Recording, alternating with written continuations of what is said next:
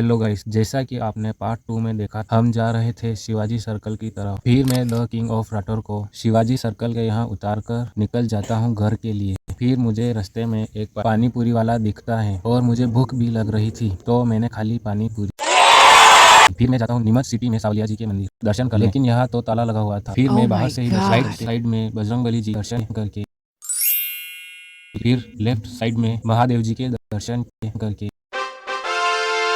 किए। उसके बाद मैं पीजी कॉलेज को बाहर से देखते हुए आ गया घर।